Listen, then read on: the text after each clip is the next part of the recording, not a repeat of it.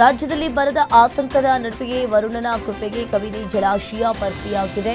ಕೊಡಗು ಹಾಗೂ ಕೇರಳದ ಜಲಾನಯನ ಪ್ರದೇಶದಲ್ಲಿ ಸುರಿತಾ ಇರುವ ಭಾರೀ ಮಳೆಯಿಂದ ಜಲಾಶಯಕ್ಕೆ 15,000 ಕ್ಯೂಸೆಕ್ಗೂ ಅಧಿಕ ನೀರು ಹರಿದು ಬರ್ತಾ ಇದೆ.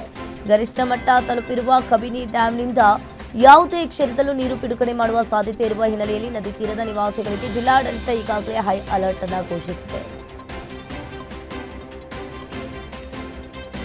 ಕೊಡಗು ಜಿಲ್ಲೆಯಲ್ಲಿ ವರುಣನ ಅಬ್ಬರ ಜೋರಾಗಿದ್ದು ಜನಜೀವನ ಅಸ್ತವ್ಯಸ್ತವಾಗಿದೆ. ಭಾಗಮಂಡಲ ವ್ಯಾಪ್ತಿಯಲ್ಲಿ ಸುರಿತಾ ಇರುವ ಭಾರೀ ಮಳೆಯಿಂದ ಕಾವೇರಿ ನದಿಯ ನೀರಿನ ಮಟ್ಟ ಏರಿಕೆಯಾಗಿದ್ದು ತ್ರಿವೇಣಿ ಸಂಗಮ ಸಂಪೂರ್ಣವಾಗಿ ಭರ್ತಿಯಾಗಿದೆ. ಹಾರಂಗಿ ಜಲಾಶಯಕ್ಕೂ ಭಾರೀ ಒಳಹರಿವು ಹರಿದು ಬರ್ತಾ ಇರುವ ಹಿನ್ನೆಲೆಯಲ್ಲಿ ಡ್ಯಾಂನಿಂದ 13,000 ಕ್ಯೂಸೆಕ್ ನೀರು ಬಿಡುಗಡೆ ಮಾಡಲಾಗಿದೆ. ನದಿ ತೀರದ ಜನರಿಗೆ ಹೈ ಅಲರ್ಟ್ ಘೋಷಿಸಲಾಗಿದ್ದು ಮಡಿಕೇರಿ ಹಾಗೂ ಸೋಮವಾರಪೇಟೆ ತಾಲೂಕಿನ ಶಾಲೆಗಳಿಗೆ ಜಿಲ್ಲಾಡಳಿತ ರಜೆ ಘೋಷಿಸಿದೆ. ಉತ್ತರ ಕನ್ನಡ ಜಿಲ್ಲೆಯಲ್ಲಿ ವರುಣನ ಅಬ್ಬರ ಬಿರುಸುಗೊಂಡಿದ್ದು ಶಿರಸಿ ನಗರ ಮಳೆ ನೀರಿನಲ್ಲಿ ಮುಳುಗಿದೆ. ತಗ್ಗು ಪ್ರದೇಶಗಳು ಸಂಪೂರ್ಣವಾಗಿ ಜಲಾವೃತವಾಗಿದ್ದು ಮನೆಗಳಿಂದ ಹೊರಬರಲು ಜನರು ಪರದಾಡ್ತಾ ಇದ್ದಾರೆ. ನಗರದ ಪ್ರಮುಖ ರಸ್ತೆಗಳ ಮೇಲಿಗೆ ನೀರು ಹೊಳೆಯಂತೆ ಹರಿತಾ ಇರುವುದರಿಂದ ವಾಹನ ಸವಾರರು, ಶಾಲಾ ಕಾಲೇಜು ವಿದ್ಯಾರ್ಥಿಗಳು ಹಾಗೂ ಕಚೇರಿಗೆ ತೆರಳುವವರು ತೀವ್ರ ತೊಂದರೆಯನ್ನು ಅನುಭವಿಸಿದ್ದಾರೆ. ಜಿಲ್ಲೆಯಲ್ಲಿ ಇನ್ನೂ ಭಾರೀ ಮಳೆಯ ಸಾಧ್ಯತೆ ಇದೆ ಅಂತ ಹವಾಮಾನ ಇಲಾಖೆ ಎಚ್ಚರಿಕೆಯನ್ನು ನೀಡಿದೆ. ಕೊಡಗು ಜಿಲ್ಲೆಯಲ್ಲಿ ವರುಣನ ಆರ್ಭಟ ಮುಂದುವರೆದಿದ್ದು ಕಾವೇರಿ ಕೊಳ್ಳದ ಡ್ಯಾಂಗಳಿಗೆ ಒಳಹರಿವಿನ ಪ್ರಮಾಣ ಹೆಚ್ಚಾಗಿದೆ. ಇದು ಕನ್ನಡಿಗರಲ್ಲಿ ಹೊಸ ಭರವಸೆಯನ್ನ ಮೂಡಿಸಿದೆ. ಕೊಡಗಿನ ನಿರಂತರ ಮಳೆಯಿಂದಾಗಿ ಕೆಆರ್ಎಸ್ ಜಲಾಶಯದ ಒಳಹರಿವು ಬರೋಬ್ಬರಿ 13,522 ಕ್ಯೂಸೆಕ್ಗೆ ಏರಿಕೆಯಾಗಿದೆ. ಇದರ ಬೆನ್ನಲ್ಲೇ ಡ್ಯಾಂನ ಇಂದಿನ ನೀರಿನ ಮಟ್ಟ 95 ಅಡಿ ತಲುಪುವ ಮೂಲಕ ನಿರಂತರವಾಗಿ ಭರ್ತಿಯಾಗ್ತಾ ಇದೆ. ಡ್ಯಾಂಗಳಲ್ಲಿ ನೀರಿನ ಮಟ್ಟ ಏರ್ತಾ ಇರುವುದನ್ನು ಕಂಡು ಕಾವೇರಿ ಭಾಗದ ರೈತರ ಮೊಗದಲ್ಲಿ ಮಂದಹಾಸ ಮೂಡಿದೆ. ಕಾಫಿನಾಡು ಚಿಕ್ಕಮಗಳೂರಿನಲ್ಲಿ ವರುಣನ ಆರ್ಭಟ ದಿನದಿಂದ ದಿನಕ್ಕೆ ಹೆಚ್ಚಾಗ್ತಾನೆ ಇದೆ. ಶೃಂಗೇರಿ, ಕಳಸ ಹಾಗೂ ಕೊಪ್ಪ ಭಾಗದಲ್ಲಿ ಸುರಿತಾ ಇರುವ ಭಾರೀ ಮಳೆಗೆ ಜನಜೀವನ ಅಸ್ತವ್ಯಸ್ತವಾಗಿದೆ. ಶೃಂಗೇರಿಯಲ್ಲಿ ಗುಡ್ಡ ಕುಸಿದು ಮನೆಯ ಹಿಂಭಾಗಕ್ಕೆ ಹಾನಿಯಾಗಿದ್ದು ಸ್ಥಳೀಯರಲ್ಲಿ ಆತಂಕ ಮನೆ ಮಾಡಿದೆ. ಭೂಕುಸಿತದ ಭೀತಿ ಹೆಚ್ಚಿರುವ ಹಿನ್ನೆಲೆಯಲ್ಲಿ ಮುಂಜಾಗೃತಾ ಕ್ರಮವಾಗಿ ಶೃಂಗೇರಿ ಮತ್ತು ಕೊಪ್ಪ ತಾಲೂಕಿನ ಎಲ್ಲಾ ಶಾಲೆಗಳಿಗೆ ಜಿಲ್ಲಾಡಳಿತ ರಜೆ ಘೋಷಿಸಿದೆ. ಮಲೆನಾಡಿನ ಹೆಬ್ಬಾಗಿಲು, ಕಳಸ ಮತ್ತು ಕುದುರೆಮುಖ ಭಾಗದಲ್ಲಿ ವರುಣನ ಅಬ್ಬರ ಮುಂದುವರೆದಿದೆ. ನದಿಯ ಒಳಹರಿವು ಹೆಚ್ಚಾದ ಹಿನ್ನೆಲೆಯಲ್ಲಿ ನದಿ ತೀರದ ನಿವಾಸಿಗಳು ಆತಂಕಕ್ಕೆ ಒಳಗಾಗಿದ್ದಾರೆ. ನದಿಯ ಭೀಕರ ಪ್ರವಾಹದ ನೀರು ಜಾಂಬಳೆ ಸೇತುವೆಯ ಮೇಲೆ ಹರಿತಾ ಇದೆ. ಸೇತುವೆ ಸಂಪೂರ್ಣವಾಗಿ ಮುಳುಗಿ ಹೋಗಿರುವ ಕಾರಣ ಕಳಸ ಕಾರ್ಕಳ ರಾಜ್ಯ ಹೆದ್ದಾರಿಯ ಸಂಚಾರವನ್ನ ಸಂಪೂರ್ಣವಾಗಿ ಸ್ಥಗಿತಗೊಳಿಸಲಾಗಿದೆ. ಹೆದ್ದಾರಿ ಬಂದ್ ಆಗಿರುವುದರಿಂದ ವಾಹನ ಸವಾರರು ಪರದಾಡುವಂತಾಗಿದೆ. ಕಾಫಿನಾಡಿನ ಕುದುರೆಮುಖ, ಸಂಸ್ಥೆ, ಹೆಬ್ಬಾಳೆ ಸೇರಿದಂತೆ ಇಡೀ ಘಟ್ಟ ಪ್ರದೇಶದಲ್ಲಿ ರಾತ್ರಿಯಿಂದಲೂ ಬಿಟ್ಟು ಬಿಡದೆ ನಿರಂತರವಾಗಿ ಮಳೆ ಸುರಿತಾ ಇದೆ. ಇದರಿಂದಾಗಿ ಇಡೀ ಮಲೆನಾಡು ತತ್ತರಿಸಿ ಹೋಗಿದೆ. ಘಟ್ಟ ಪ್ರದೇಶದ ಮಳೆಯಿಂದಾಗಿ ಭದ್ರಾ ನದಿ ಈಗ ಉಗ್ರ ರೂಪವನ್ನ ತಳೆದಿದೆ. ಕಳಸ ಸಮೀಪದ ಹೆಬ್ಬಾಳೆಯಲ್ಲಿ ಭದ್ರಾ ನದಿಯ ನೀರಿನ ಮಟ್ಟ ಗರಗಸನೆ ಏರಿಕೆಯಾಗಿದ್ದು ನದಿ ಪಾತ್ರದ ಜನರಲ್ಲಿ ತೀವ್ರ ಆತಂಕವನ್ನ ಮೂಡಿಸಿದೆ. ಕಳಸಾದಿಂದ ಹೊರನಾಡಿಗೆ ಸಂಪರ್ಕವನ್ನ ಕಲ್ಪಿಸುವ ಹೆಬ್ಬಾಳೆಯ ಹಳೆಯ ಸೇತುವೆ ಪ್ರವಾಹದ ನೀರಿಗೆ ಸಂಪೂರ್ಣವಾಗಿ ಮುಳುಗಡೆಯಾಗಿದೆ. ಶಿವಮೊಗ್ಗ ಜಿಲ್ಲೆಯ ತೀರ್ಥಹಳ್ಳಿಯ ರೌದ್ರಾವತಾರ ಮುಂದುವರೆದಿದೆ. ಇತ್ತ ತುಂಗಾ ಮತ್ತು ಮಾಲತಿ ನದಿಗಳು ಮೈದುಂಬಿ ಹರಿತಾ ಇವೆ. ನಿನ್ನೆ ಒಂದೇ ದಿನ ಬರೋಬ್ಬರಿ 286 ಮಿಲಿಮೀಟರ್ನಷ್ಟು ದಾಖಲೆ ಮಳೆ ಸುರಿದಿದೆ. ಆಗುಂಬೆಯ ನಾವಳ ಸೇತುವೆ ಮೇಲೆ ಸಿಲುಕಿದ ಕಾರು ನದಿಯ ನೀರಿನ ಮಟ್ಟ ಏರಿಕೆಯಾದ ಕಾರಣ ಆಗುಂಬೆಯ ನಾವಳ ಸೇತುವೆಯ ಮೇಲೆ ಚಲಿಸ್ತಾ ಇದ್ದ ಕಾರೊಂದು ಪ್ರವಾಹದ ಮಧ್ಯೆ ಸಿಲುಕಿಕೊಂಡಿದೆ. ನೀರಿನ ರಭಸಕ್ಕೆ ಇಡೀ ಕಾರು ಕೊಚ್ಚಿ ಹೋಗುವ ಭೀತಿ ಎದುರಾಗಿತ್ತು. ಹಗ್ಗ ಕಟ್ಟಿ ಇಡೀ ಕುಟುಂಬವನ್ನ ಸ್ಥಳೀಯರು ರಕ್ಷಣೆ ಮಾಡಿದ್ದಾರೆ. ದಕ್ಷಿಣ ಕನ್ನಡ ಜಿಲ್ಲೆಯಲ್ಲಿ ಮುಂಗಾರು ಮಳೆಯ ಅಬ್ಬರ ಮಿತಿ ಮೀರಿದ್ದು ನಿರಂತರವಾಗಿ ಸುರಿತಾ ಇರುವ ಮಳೆಗೆ ಜನಜೀವನ ತತ್ತರಿಸಿ ಹೋಗಿದೆ. ಬೆಳ್ತಂಗಡಿ ತಾಲೂಕಿನ ಮುಂಡಾಜೆ ಗ್ರಾಮದಲ್ಲಿ ಪ್ರವಾಹದ ಭೀತಿ ಎದುರಾಗಿದೆ. ಉಕ್ಕಿ ಹರಿತಾ ಇರುವ ನೇತ್ರಾವತಿ ನದಿಯ ನೀರು ತೋಟಗಳ ಒಳಗೆ ನುಗ್ಗಿದ್ದಲ್ಲದೆ ಸ್ಥಳೀಯ ನಿವಾಸಿಗಳ ಮನೆಗಳ ಆವರಣವನ್ನ ಆವರಿಸಿದ್ದು ಜನರನ್ನ ಸಂಕಷ್ಟಕ್ಕೆ ದೂಡಿದೆ. ಯಾದಗಿರಿಯಲ್ಲಿ ಭೀಮಾ ನದಿ ರೌದ್ರಾವತಾರ ತಾಳಿದ್ದು ಗುರುಸನಗಿ ಬ್ಯಾರೇಜ್ನಿಂದ 50,000 ಕ್ಯೂಸೆಕ್ ನೀರು ಬಿಡುಗಡೆ ಮಾಡಲಾಗಿದೆ. ಪ್ರವಾಹದ ಭೀತಿ ಹಿನ್ನೆಲೆಯಲ್ಲಿ ನದಿ ತೀರದ ಜನರಿಗೆ ಜಿಲ್ಲಾಡಳಿತ ಹೈ ಅಲರ್ಟ್ ಅನ್ನು ಘೋಷಿಸಿದೆ. ನದಿ ಬಳಿ ತೆರಳಬೇಡಿ ಅಂತ ಎಚ್ಚರಿಕೆ ನೀಡಿದ್ರು. ಕೆಲ ಯುವಕರು ಬ್ಯಾರೇಜ್ ಗೋಡೆಯ ಮೇಲಕ್ಕೆ ಕುಳಿತು ಮೀನು ಹಿಡಿಯುತ್ತಾ ಜೀವದ ಜೊತೆ ಚೆಲ್ಲಾಟವಾಡಿದ್ದಾರೆ. ಈ ದೃಶ್ಯ ಸಾರ್ವಜನಿಕರ ಆಕ್ರೋಶಕ್ಕೆ ಕಾರಣವಾಗಿದೆ. ಕಾವೇರಿ ನೀರು ಬಿಡುಗಡೆ ಆದೇಶದ ವಿರುದ್ಧ ಮಂಡ್ಯದಲ್ಲಿ ಹೋರಾಟದ ಕಿಚ್ಚು ಮತ್ತಷ್ಟು ಭುಗಿಲೆದ್ದಿದೆ. ಸಂಜಯ್ ಸರ್ಕಲ್ನಲ್ಲಿ ರೈತರ ಜೊತೆ ಮುಸ್ಲಿಂ ಬಾಂಧವರು ಕೈ ಜೋಡಿಸಿ ಧರಣಿಯನ್ನ ನಡೆಸಿ ಸರ್ಕಾರದ ವಿರುದ್ಧ ಆಕ್ರೋಶವನ್ನ ಹೊರಹಾಕಿದ್ದಾರೆ. ಸಾರ್ವಜನಿಕ ಬಸ್ಗಳನ್ನು ತಡೆದು ತಮಿಳುನಾಡಿಗೆ ಒಂದು ಹನಿ ನೀರು ಬಿಡಬಾರದು ಅಂತ ಘೋಷಣೆಯನ್ನ ಕೂಗಿದ್ದಾರೆ. ರಸ್ತೆ ತಡೆಯಿಂದ ಟ್ರಾಫಿಕ್ ಜಾಮ್ ಉಂಟಾಗಿದ್ದು ಪರಿಸ್ಥಿತಿ ನಿಯಂತ್ರಿಸಲು ಪೊಲೀಸರು ಪ್ರತಿಭಟನಾಕಾರರನ್ನ ವಶಕ್ಕೆ ಪಡೆದುಕೊಂಡಿದ್ದಾರೆ. ತಮಿಳುನಾಡಿಗೆ ಕಾವೇರಿ ನೀರು ಬಿಡುಗಡೆ ಆದೇಶ ಹೊರಬೀಳ್ತಾ ಇದ್ದಂತೆ ಮಂಡ್ಯದಲ್ಲಿ ಪ್ರತಿಭಟನೆಯ ಕಾವು ಮತ್ತಷ್ಟು ಹೆಚ್ಚಾಗಿದೆ. ಸಂಜಯ್ ವೃತ್ತದಲ್ಲಿ ಮಂಡ್ಯ ರಕ್ಷಣಾ ವೇದಿಕೆ ಕಾರ್ಯಕರ್ತರು ಪಟಾಪಟ್ಟಿ ಚಡ್ಡಿ ಧರಿಸಿ ನಡು ರಸ್ತೆಯಲ್ಲೇ ಒಲೆ ಹೊಡಿ ಟೀ ತಯಾರಿಸಿ ಸರ್ಕಾರದ ವಿರುದ್ಧ ಆಕ್ರೋಶವನ್ನ ಹೊರಹಾಕಿದ್ದಾರೆ. ಮೈಸೂರು ಬೆಂಗಳೂರು ರಾಷ್ಟ್ರೀಯ ಹೆದ್ದಾರಿಯನ್ನ ತಡೆದು ಧರಣಿಯನ್ನ ನಡೆಸಿದ ಪ್ರತಿಭಟನಾಕಾರರು ರಸ್ತೆಯ ಮೇಲಿಗೆ ಉರುಳು ಸೇವೆ ಮಾಡಿ ಗೋ ಬ್ಯಾಕ್ ತಮಿಳುನಾಡು ಸಿಎಂ ಅಂತ ಘೋಷಣೆಯನ್ನ ಕೂಗಿದ್ರು.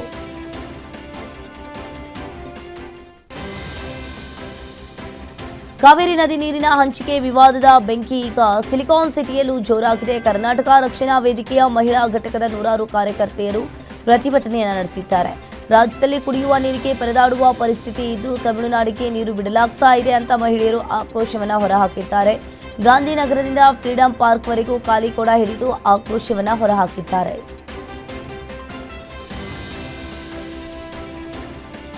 ಕಷ್ಟಕ್ಕೆ ಪರಿಹಾರ ಹುಡುಕಿದ ಮಹಿಳೆಗೆ ನಕಲಿ ಪಾಪ ಕೋಟ್ಯಾಂತರ ರೂಪಾಯಿ ಪಂಗನಾಮ ಹಾಕಿದ್ದಾನೆ. ಚಾಮರಾಜಪೇಟೆಯ ಕುಮುದ ಎಂಬುವರಿಗೆ ದುಷ್ಟಶಕ್ತಿ ನಿವಾರಣೆ ಹೋಮ ಹವನದ ಹೆಸರಿನಲ್ಲಿ ಅಫ್ಸರ್ ಪಾಷಾ ಮತ್ತು ಸಹಚರರು 2.5 ಕೋಟಿ ರೂಪಾಯಿ ವಂಚನೆ ಮಾಡಿದ್ದಾರೆ ಎಂಬ ಆರೋಪ ಕೇಳಿಬಂದಿದೆ.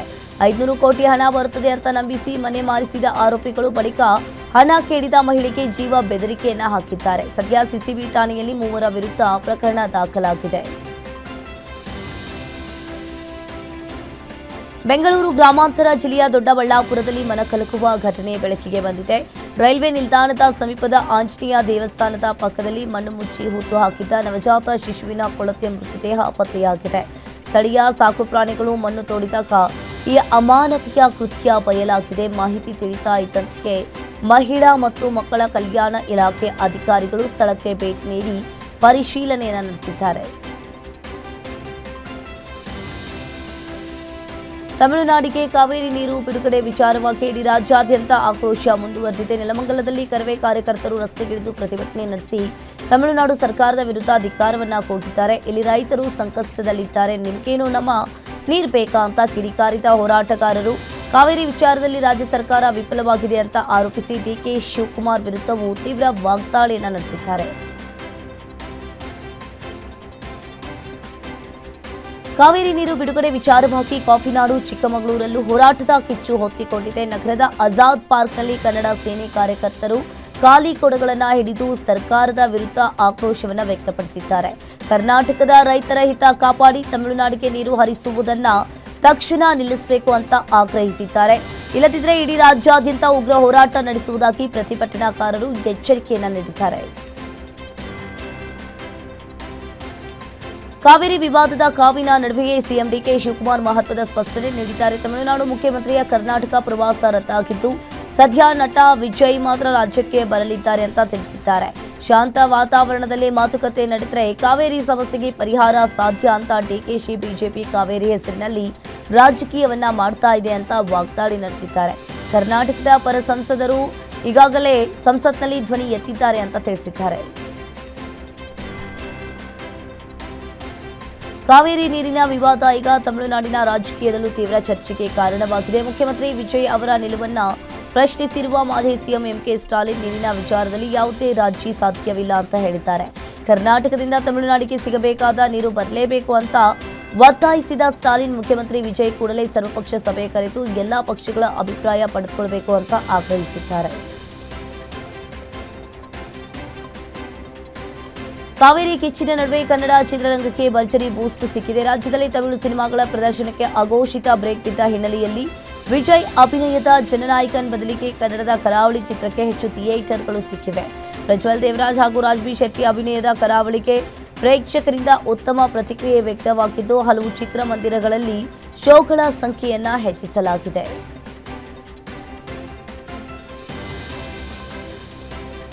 ಬಾಗಲಕೋಟೆ ಜಿಲ್ಲೆಯಲ್ಲಿ ಸಚಿವ ಸ್ಥಾನ ಯಾರಿಗೆ ಸಿಗಲಿದೆ ಎಂಬ ಕುತೂಹಲ ದಿನದಿಂದ ದಿನಕ್ಕೆ ಹೆಚ್ಚಾಗಿದೆ. ಹೈಕಮಾಂಡ್ ಭೇಟಿ ಬಳಿಕ ಇವರು ಪ್ರಭಾವಿ ನಾಯಕರ ಹೆಸರುಗಳು ಮುಂಚೂಣಿಗೆ ಬಂದಿವೆ. ಇನ್ನು ಅಧಿಕೃತ ಘೋಷಣೆಗೆ ಆಗದಿದ್ದರೂ ಬೆಂಬಲಿಗರು ಮಾತ್ರ ಸೋಷಿಯಲ್ ಮೀಡಿಯಾದಲ್ಲಿ ಅಭಿನಂದನಾ ಪೋಸ್ಟರ್ಗಳನ್ನು ವೈರಲ್ ಮಾಡಿ ಸಂಭ್ರಮ ಮಾಡ್ತಾ ಇದ್ದಾರೆ. ವಿಜಯಾನಂದ ಕಾಶ್ಯಪ್ನವರು ಸಚಿವರಾಗಿದ್ದಾರೆ ಎಂಬ ರೀತಿಯಲ್ಲಿ ಪೋಸ್ಟರ್ಗಳು ಹರಿದಾಡ್ತಾ ಇದ್ದು ಜಿಲ್ಲೆಯ ರಾಜಕೀಯದಲ್ಲಿ ಹೊಸ ಚರ್ಚೆಗೆ ಈಗ ಕಾರಣವಾಗಿದೆ. ಸಂಪುಟ ವಿಸ್ತರಣೆಯ ಕೌಂಟ್ಡೌನ್ ನಡುವೆಯೇ ಸತೀಶ್ ಜಾರಕಿಹೊಳಿ ಹೆಸರು ಮತ್ತೆ ರಾಜಕೀಯದ ಕೇಂದ್ರ ಬಿಂದುವಾಗಿದೆ. ನೂತನ ಡಿಸಿಎಂ ಸತೀಶ್ ಜಾರಕಿಹೊಳಿಗೆ ಅಭಿನಂದನೆಗಳು ಎಂಬ ಪೋಸ್ಟರ್ಗಳು ಸಾಮಾಜಿಕ ಜಾಲತಾಣಗಳಲ್ಲಿ ವೈರಲ್ ಆಗಿ ಕಾಂಗ್ರೆಸ್ ವಲಯದಲ್ಲಿ ಭಾರಿ ಚರ್ಚೆಗೆ ಕಾರಣವಾಗಿವೆ. ಇನ್ನು ಅಧಿಕೃತ ಘೋಷಣೆಯಾಗದಿದ್ದರೂ ಬೆಂಬಲಿಗರ ಪೋಸ್ಟರ್ಗಳು ಹೊಸ ರಾಜಕೀಯ ಲೆಕ್ಕಾಚಾರಗಳಿಗೆ ಇಂಬು ನೀಡಿವೆ. ಡಿಸಿಎಂ ರೇಸ್ನಲ್ಲಿ ಸತೀಶ್ ಜಾರಕಿಹೊಳಿ ಹೆಸರು ಮತ್ತೆ ಮುನ್ನೆಲೆಗೆ ಬಂದಿದೆ. ಸಂಪುಟ ವಿಸ್ತರಣೆಯ ಕೌಂಟ್ಡೌನ್ ನಡುವೆಯೇ ಡಿಸಿಎಂ ಪಟ್ಟಕ್ಕಾಗಿ ರಾಜಕೀಯ ಚಟುವಟಿಕೆಗಳು ಜೋರಾಗಿವೆ. ಸಚಿವ ಜಮೀರ್ ಅಹಮದ್ಗೆ ಡಿಸಿಎಂ ಸ್ಥಾನ ನೀಡುವಂತೆ ಬೆಂಬಲಿಗರು ದರ್ಗಾದಲ್ಲಿ ವಿಶೇಷವಾಗಿ ಪ್ರಾರ್ಥನೆಯನ್ನ ಸಲ್ಲಿಸಿದ್ದಾರೆ. ಚನ್ನಪಟ್ಟಣದ ಹಜರತ್ ಮೊಹಮ್ಮದ್ ಅಖಿಲ್ ಶಾ ಖಾದ್ರಿ ದರ್ಗಾದಲ್ಲಿ ಜಮೀರ್ ಭಾವಚಿತ್ರ ಹಿಡಿದು ಪವಿತ್ರ ಚಾದರ್ ಅರ್ಪಿಸಿದ ಅಭಿಮಾನಿಗಳು ಹೈಕಮಾಂಡ್ ಜಮೀರ್ಗೆ ಡಿಸಿಎಂ ಪಟ್ಟ ನೀಡಲಿ ಅಂತ ಪ್ರಾರ್ಥಿಸಿದ್ದಾರೆ. ಸತೀಶ್ ಜಾರಕಿಹೊಳಿ ಪರ ಪೋಸ್ಟರ್ ವೈರಲ್ ಆದ ಬೆನ್ನಲ್ಲೇ ಜಮೀರ್ ಬೆಂಬಲಿಗರ ಕಸರತ್ತು ಕೂಡ ಜೋರಾಗಿದೆ.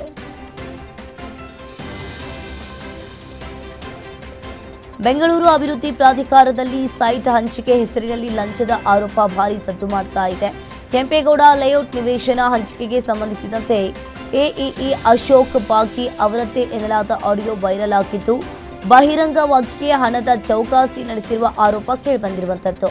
ಆಡಿಯೋ ವೈರಲ್ ಆಗ್ತಾ ಇದ್ದಂತೆ ಬಿಡಿಎ ಬೋರ್ಡ್ ಸದಸ್ಯರು ದೂರು ನೀಡಿದ್ದಾರೆ.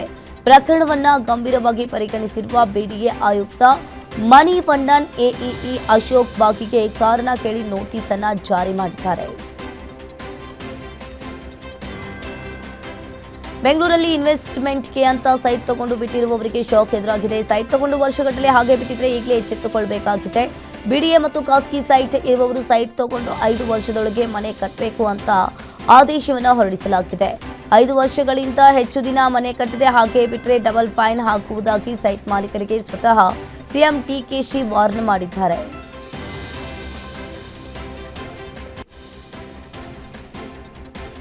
ಚೆನ್ನಮ್ಮ ನಿಧನದ ಹಿನ್ನೆಲೆಯಲ್ಲಿ ಮುಂದೂಡಲ್ಪಟ್ಟಿದ್ದ ಜೆಡಿಎಸ್ನ ಬಿಡದಿ ಪಾದಯಾತ್ರೆಗೆ ಇದೀಗ ಹೊಸ ದಿನಾಂಕ ನಿಗದಿಯಾಗಿದೆ. ಆಗಸ್ಟ್ 9ರಿಂದ 11ರವರೆಗೆ ಬೈರಮಂಗಲ ವೃತ್ತದಿಂದ ಬೆಂಗಳೂರಿನ ಫ್ರೀಡಂ ಪಾರ್ಕ್ ವರೆಗೆ ಬೃಹತ್ ಪಾದಯಾತ್ರೆ ನಡೆಯಲಿದೆ. ಆಗಸ್ಟ್ 14ರಂದು ವಿಧಾನಸೌಧ ಚಲೋ ಚಳುವಳಿಯನ್ನ ಜೆಡಿಎಸ್ ಹಮ್ಮಿಕೊಂಡಿದೆ. ಬಿಡದಿ ಟೌನ್ಶಿಪ್ ವಿರುದ್ಧದ ಹೋರಾಟ ಮುಂದುವರಿಯಲಿದೆ ಅಂತ ನಿಖಿಲ್ ಕುಮಾರಸ್ವಾಮಿ ಸ್ಪಷ್ಟಪಡಿಸಿ ರೈತರ ಹೋರಾಟಕ್ಕೆ ಎಲ್ಲರೂ ಕೈ ಜೋಡಿಸುವಂತೆ ಕರೆ ನೀಡಿದ್ದಾರೆ. ವಿಧಾನಸೌಧದ ಬಳಿ ಕನ್ನಡಪರ ಸಂಘಟನೆಯ ಮುಖಂಡನೊಬ್ಬ ಹೈಡ್ರಾಮಾ ನಡೆಸಿದ ಘಟನೆ ನಡೆದಿದೆ. ಗೃಹ ಸಚಿವ ಪ್ರಿಯಾಂಕ್ ಖರ್ಗೆ ಅವರನ್ನ ಭೇಟಿ ಮಾಡಲು ಬಂದಿದ್ದ ಶಿವಕುಮಾರ್ ನಾಯ್ಕಗೆ ಅನುಮತಿ ಇಲ್ಲದ ಕಾರಣ ಪೊಲೀಸರು ಪ್ರವೇಶವನ್ನ ನಿರಾಕರಿಸಿದ್ದಾರೆ. ಇದರಿಂದ ಆಕ್ರೋಶಗೊಂಡ ಆತ ಗೇಟ್ಗೆ ಶಾಲು ಕಟ್ಟಿ ನೇಣು ಹಾಕಿಕೊಳ್ಳುವ ಯತ್ನ ಮಾಡಿ ಆತಂಕ ಸೃಷ್ಟಿಸಿದ್ದಾನೆ. ತಕ್ಷಣವೇ ಎಚ್ಚೆತ್ತ ಪೊಲೀಸರು ಆತನನ್ನ ವಶಕ್ಕೆ ಪಡೆದು ಪರಿಸ್ಥಿತಿ ನಿಯಂತ್ರಿಸಿದ್ದಾರೆ. ಚಿಕ್ಕಮಗಳೂರು ಜಿಲ್ಲೆಯಲ್ಲಿ ಪುಂಡರ ಹಾವಳಿ ದಿನದಿಂದ ದಿನಕ್ಕೆ ಹೆಚ್ಚಾಗಿದೆ. ಮೂಡಿಗೆರೆಯಲ್ಲಿ ಕಾಲೇಜಿಗೆ ಅಂತ ಹೇಳಿ ಬಸ್ನಲ್ಲಿ ಹೋಗ್ತಾ ಇದ್ದ ಯುವತಿಗೆ ಕಿಡಿಗೇಡಿ ಪುಂಡರು ಬೈಕ್ನಲ್ಲಿ ಫಾಲೋ ಮಾಡಿಕೊಂಡು ಬಂದು ಬಸ್ ನಿಂತ ಕೂಡಲೇ ಬಸ್ ಹತ್ತಿ ಯುವತಿಗೆ ಧಮಕಿ ಹಾಕಿದ್ರೆ, ಇನ್ನು ಪುಂಡರ ಧಮಕಿಗೆ ಹೆದರಿದ ಯುವತಿ ಪೊಲೀಸ್ ಠಾಣೆಗೆ ಬಂದು ದೂರು ನೀಡಿದ್ದಾಳೆ.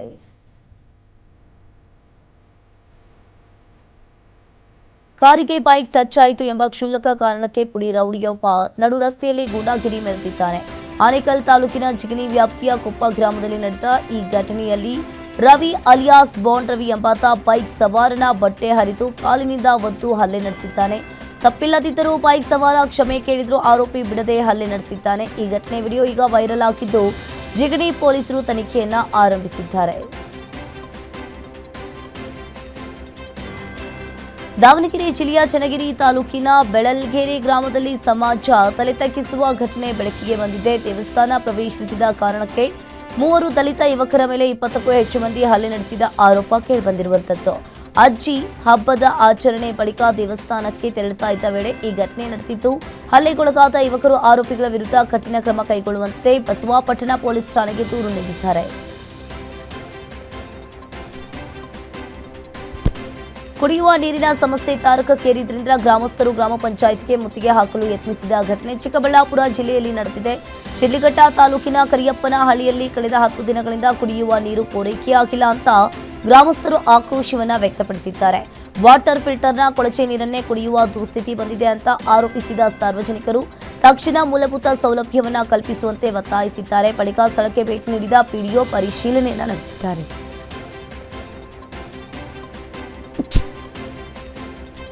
ರಾಯಚೂರಿನಲ್ಲಿ ಟಿಎಪಿ ಗೊಬ್ಬರದ ಕೊರತೆಯಿಂದ ಅನ್ನದಾತರು ಸಂಕಷ್ಟಕ್ಕೆ ಸಿಲುಕಿದ್ದಾರೆ. ನಾಟಿ ಮಾಡಿರುವ ಭತ್ತ ಹಾಗೂ ಹತ್ತಿ ಬೆಳೆಗೆ ಗೊಬ್ಬರ ಸಿಗದೆ ರೈತರು ಪರದಾಡ್ತಾ ಇದ್ದಾರೆ. ಇನ್ನು ಸಹಕಾರಿ ಸಂಘಗಳ ಮುಂದೆ ನೂರಾರು ರೈತರು ಸಾಲುಗಟ್ಟಿ ನಿಂತರೂ ನೋ ಸ್ಟಾಕ್ ಬೋರ್ಡ್ ಹಾಕಿ ಅಧಿಕಾರಿಗಳು ಕೈ ಎತ್ತಿದ್ದಾರೆ. 84ಕ್ಕೂ ಹೆಚ್ಚು ಅಂಗಡಿಗಳನ್ನು ಅಲೆದ್ರೂ ಗೊಬ್ಬರದ ಸಿಗದ ಹಿನ್ನೆಲೆಯಲ್ಲಿ ರೈತರು ಕೃಷಿ ಅಧಿಕಾರಿಗಳ ಕಚೇರಿಗೆ ಮುತ್ತಿಗೆಯನ್ನು ಹಾಕಿ ಸರ್ಕಾರದ ವಿರುದ್ಧ ಆಕ್ರೋಶವನ್ನು ವ್ಯಕ್ತಪಡಿಸಿದ್ದಾರೆ. ಕೇರಳದಲ್ಲಿ ಮುಂಗಾರು ಅಬ್ಬರ ಮಿತಿ ಮೀರಿತ್ತು. ಇಡುಕ್ಕಿ, ಕೊಟ್ಟಾಯಂ ಮತ್ತು ಪತ್ತನಂತಿಟ್ಟ ಸೇರಿದಂತೆ ಹಲವು ಜಿಲ್ಲೆಗಳಲ್ಲಿ ಪ್ರವಾಹದ ಪರಿಸ್ಥಿತಿ ನಿರ್ಮಾಣವಾಗಿದೆ. ವರುಣನ ಅಟ್ಟಹಾಸಕ್ಕೆ ಈಗಾಗಲೇ 3 ದಾರುಣವಾಗಿ ಸಾವನ್ನಪ್ಪಿದ್ದಾರೆ. ಅದರ್ಮೂಲ್ ಪ್ರದೇಶದಲ್ಲಿ ಈಗಾಗಲೇ ಸಂಭವಿಸಿದ ಭೂಕುಸಿತದಲ್ಲಿ ಸಿಲುಕಿ ಮಹಿಳೆಯೊಬ್ಬರು ಪ್ರಾಣ ಕಳೆದುಕೊಂಡಿದ್ದಾರೆ. ಇಡುಕ್ಕಿ ಭಾಗದಲ್ಲಿ ಹಲವರು ಮಣ್ಣಿನ ಅಡಿಯಲ್ಲಿ ಸಿಲುಕಿರುವ ಶಂಕೆ ವ್ಯಕ್ತವಾಗಿದ್ದು ರಕ್ಷಣಾ ಕಾರ್ಯ ಸಾಗಿದೆ. ಹೀಗಾಗಿ ಮುಂಜಾಗ್ರತಾ ಕ್ರಮವಾಗಿ ಕೇರಳದ 8 ಪ್ರಮುಖ ಜಿಲ್ಲೆಗಳಿಗೆ ಹವಾಮಾನ ಇಲಾಖೆ ರೆಡ್ ಅಲರ್ಟ್ ಅನ್ನು ಘೋಷಿಸಿದೆ. ರಾಜಸ್ಥಾನದ ಶ್ರೀಗಂಗಾನಗರ ಜಿಲ್ಲೆಯಲ್ಲಿ ನಕಲಿ ಸೇನಾ ಸಮವಸ್ತ್ರ ಮಾರಾಟ ಜಾಲವನ್ನ ಭಾರತೀಯ ಸೇನೆ ಮತ್ತು ಪೊಲೀಸರು ಜಂಟಿ ಕಾರ್ಯಾಚರಣೆಯಲ್ಲಿ ಬಯಲಿಗೆಳೆದಿದ್ದಾರೆ. ವಿವಿಧ ಅಂಗಡಿಗಳ ಮೇಲೆ ದಾಳಿ ನಡೆಸಿದ ಅಧಿಕಾರಿಗಳು ಸುಮಾರು 1000 ಮೀಟರ್ಗಳಷ್ಟು ಅನಧಿಕೃತ ಸೇನಾ ಮಾದರಿಯ ಸಮವಸ್ತ್ರ ಬಟ್ಟೆಯನ್ನು ವಶಕ್ಕೆ ಪಡೆದುಕೊಂಡಿದ್ದಾರೆ. ಈ ಜಾಲದ ಹಿಂದೆ ದೊಡ್ಡ ಮಟ್ಟದ ನಕಲಿ ಪೂರೈಕೆ ಜಾಲ ಕಾರ್ಯನಿರ್ವಹಿಸ್ತಾ ಇರುವ ಶಂಕೆ ವ್ಯಕ್ತವಾಗಿದ್ದು ತನಿಖೆ ಕೂಡ ಮುಂದುವರೆದಿದೆ. ಕೇರಳ ಕಣ್ಣೂರು ಜಿಲ್ಲೆಯಲ್ಲಿ ಸುರಿತಾ ಇರುವ ಧಾರಾಕಾರ ಮಳೆಯಿಂದ ಪಗ್ಸಿ ಅಣೆಕಟ್ಟಿನ ನೀರಿನ ಮಟ್ಟ ವೇಗವಾಗಿ ಏರಿಕೆಯಾಗಿದೆ. ಮುನ್ನೆಚ್ಚರಿಕಾ ಕ್ರಮವಾಗಿ ನದಿ ಪಾತ್ರದಲ್ಲಿದ್ದ ನಿರ್ಮಾಣ ಸಾಮಗ್ರಿಗಳನ್ನು ಅಧಿಕಾರಿಗಳು ತೆರವುಗೊಳಿಸ್ತಾ ಇದ್ದಾರೆ. ನಿರಂತರ ಮಳೆಯಿಂದ ನದಿಯ ಹರಿವು ಹೆಚ್ಚಾಗಿದ್ದು ತಗ್ಗು ಪ್ರದೇಶದ ನಿವಾಸಿಗಳು ಎಚ್ಚರಿಕೆಯಿಂದ ಇರುವಂತೆ ಆಡಳಿತ ಈಗಾಗಲೇ ಸೂಚನೆಯನ್ನ ನೀಡಿದೆ. ಅಯೋಧ್ಯೆ ರಾಮಮಂದಿರ ದೇಣಿಗೆ ಹಣ ದುರ್ಬಳಕೆ ಆರೋಪದ ವಿಚಾರವಾಗಿ ಕಾಂಗ್ರೆಸ್ ನಾಯಕ ವಿ ಹನುಮಂತರಾವ್ ವ್ಯಂಗ್ಯಾತ್ಮಕ ಪ್ರತಿಭಟನೆ ನಡೆಸಿದ್ದಾರೆ. ಗಾಂಧಿ ಭವನದಲ್ಲಿ ಹುಂಡಿ ಇಟ್ಟು ಪ್ರತಿಭಟನೆ ನಡೆಸಿದ ಅವರು ಟ್ರಸ್ಟ್ ಸದಸ್ಯರು ದೇಣಿಗೆ ಹಣ ಮತ್ತು ಚಿನ್ನ ದುರುಪಯೋಗ ಮಾಡಿಕೊಂಡಿದ್ದಾರೆ ಅಂತ ಆರೋಪವನ್ನ ಮಾಡಿದ್ದಾರೆ.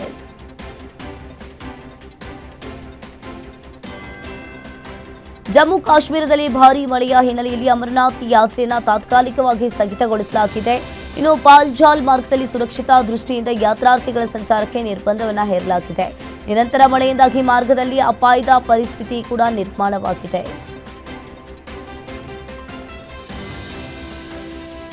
ಉತ್ತರ ಪ್ರದೇಶದ ಮುರ್ದಾಬಾದ್ನಲ್ಲಿ ಬೆಂಕಿಯ ಕೆನಾಲಿಗೆಗೆ ಆತಂಕ ಸೃಷ್ಟಿಯಾಗಿದೆ. ಇನ್ನು ಕೃಷ್ಣಾ ಕಾಲೋನಿಯಲ್ಲಿರುವ ಕ್ಯಾಂಡಲ್ ಫ್ಯಾಕ್ಟರಿಯಲ್ಲಿ ಏಕಾಏಕಿ ಬೆಂಕಿ ಕಾಣಿಸಿಕೊಂಡಿದ್ದು ಕ್ಷಣಾರ್ಧದಲ್ಲಿ ಬೆಂಕಿ ವ್ಯಾಪಿಸಿದೆ. ಮಾಹಿತಿ ಸಿಗ್ತಾ ಇದ್ದಂತೆಯೇ ಸ್ಥಳಕ್ಕೆ ಧಾವಿಸಿದ ಅಗ್ನಿಶಾಮಕ ಸಿಬ್ಬಂದಿ ಬೆಂಕಿ ನಂದಿಸುವ ಕಾರ್ಯಾಚರಣೆ ನಡೆಸ್ತಾ ಇದ್ದಾರೆ. ಗುಜರಾತ್ನ ನರ್ಮದಾ ಜಿಲ್ಲೆಯಲ್ಲಿ ಪ್ರವಾಹದ ನೀರಿನಲ್ಲಿ ಸಿಲುಕಿದ ವ್ಯಕ್ತಿಯನ್ನ ಎಸ್ಡಿಆರ್ಎಫ್ ಸಿಬ್ಬಂದಿ ಸಾಹಸಮಯ ಕಾರ್ಯಾಚರಣೆ ನಡೆಸಿ ರಕ್ಷಣೆ ಮಾಡಿದ್ದಾರೆ. ತಿಲಕ್ವಾಡ ತಾಲೂಕಿನ ಗೌಚರಿಯಾ ಗ್ರಾಮದಲ್ಲಿ ಈ ಘಟನೆ ನಡೆದಿತ್ತು. ಮಾಹಿತಿ ಸಿಗ್ತಾ ಇದ್ದಂತೆಯೇ ಸ್ಥಳಕ್ಕೆ ಧಾವಿಸಿದ ರಕ್ಷಣಾ ತಂಡ ಯಾವುದೇ ವಿಳಂಬವಿಲ್ಲದೆ ಕಾರ್ಯಾಚರಣೆಯನ್ನ ಆರಂಭಿಸಿದ್ರು.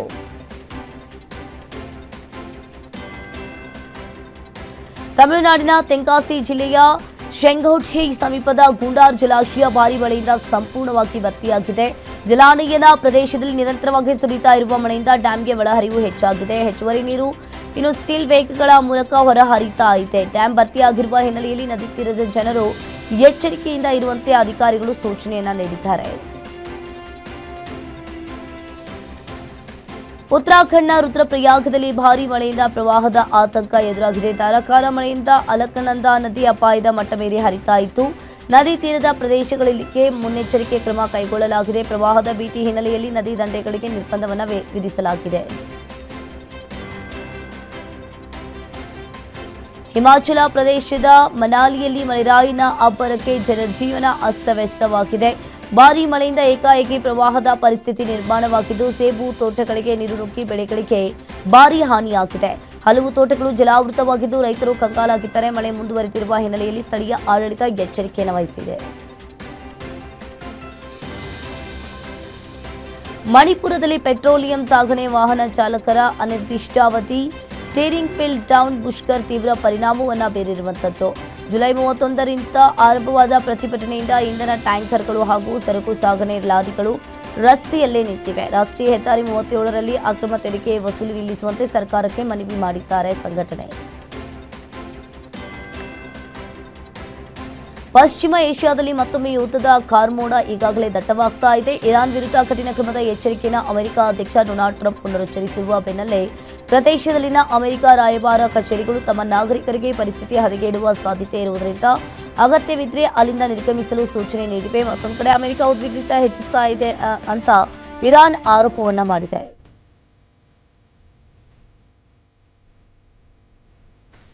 ಇನ್ನು ಗ್ಲಾಸ್ಗೋ ಕಾಮನ್ವೆಲ್ತ್ ಗೇಮ್ಸ್ನಲ್ಲಿ ಭಾರತ ಬಾಕ್ಸಿಂಗ್ ರಿಂಗ್ನಲ್ಲಿ ಅಬ್ಬರಿಸಿ ಬೊಬ್ಬಿರಿದಿದೆ. ಒಂದೇ ದಿನ 7 ಚಿನ್ನ ಹಾಗೂ 3 ಬೆಳ್ಳಿ ಪದಕಗಳನ್ನು ಗೆಲ್ಲುವ ಮೂಲಕ ಭಾರತ ಬಾಕ್ಸರ್ಗಳು ಪದಕಗಳ ಸುರಿಮಳೆಗೈದಿದ್ದಾರೆ. ಪ್ರೀತಿ ಪವಾರ್ನಿಂದ ಅಂಕುಶ್ ಪಂಘಾಲ್ವರೆಗೆ ಭಾರತದ ಸ್ಟಾರ್ ಬಾಕ್ಸರ್ಗಳು ಫೈನಲ್ನಲ್ಲಿ ಪಂಚ್ಗಳ ಮಳೆ ಸುರಿಸಿ ರಾಷ್ಟ್ರಧ್ವಜವನ್ನು ಹಾರಿಸಿದ್ದಾರೆ.